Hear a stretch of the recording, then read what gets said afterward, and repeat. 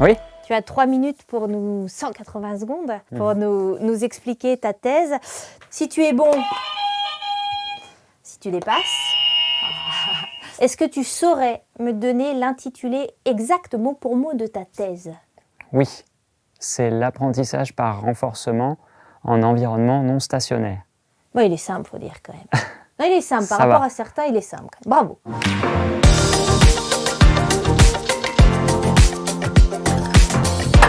Bonjour, je m'appelle Erwan et j'ai travaillé pendant 3 ans de thèse sur l'apprentissage par renforcement appliqué aux machines. Dans la communauté scientifique, c'est une sous-branche de ce grand domaine qu'on appelle l'intelligence artificielle. Donc l'apprentissage par renforcement, pour les humains, c'est un processus d'essai et d'erreur qu'on fait naturellement pour apprendre les choses dans la vie.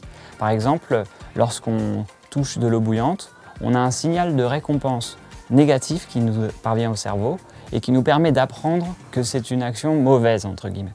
Les machines font la même chose, en tout cas on essaye de faire la même chose, c'est-à-dire qu'on essaye d'apprendre à contrôler des problèmes complexes, trop complexes, en faisant automatiquement ce processus d'essai et d'erreur pour les machines.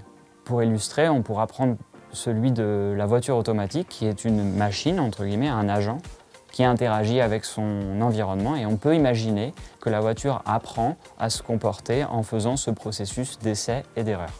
Concrètement, ce que j'ai fait tous les jours, c'était me poser la question de comment résoudre ce problème mathématiquement, en créant des algorithmes. Et c'est un petit peu le mot-clé. J'ai pu mettre au point 3 algorithmes. Le premier d'entre eux s'applique dans le cadre où notre environnement évolue très doucement ou pas du tout. C'est-à-dire, pour la voiture autonome en tout cas, on pourra imaginer une rue calme ou une grande ligne droite, l'environnement ne change pas. Dans ce cadre, j'ai développé une méthode qui permet d'économiser le coût de calcul.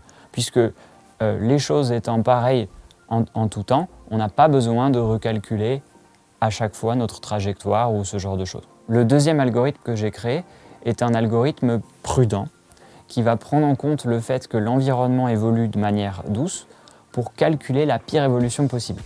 Étant donné ce résultat, il va choisir une trajectoire, par exemple, prudente qui va nous prémunir contre cette pire évolution. Pour la voiture autonome, c'est le problème du bouchon. On essaye de ne pas se retrouver bloqué sur le périph' et de plutôt prendre des chemins détournés plutôt que d'accepter ce risque. Le troisième algorithme, lui, s'intéresse aux problèmes qui peuvent évoluer du tout au tout, d'une seconde à l'autre. C'est-à-dire, par exemple, pour la voiture autonome, c'est celui de la panne moteur ou alors du piéton qui traverse quelque chose d'abrupt, qui fait qu'on va vraiment drastiquement devoir s'adapter à un nouvel environnement. Qu'est-ce qui t'a intéressé dans ces travaux? Ce qui m'a toujours intéressé dans cette thèse, c'est le challenge mathématique qu'il y a derrière, en fait. Si on prend l'exemple de la voiture autonome, pour nous, humains, c'est extrêmement simple en fait, de conduire, on maîtrise cette tâche très rapidement.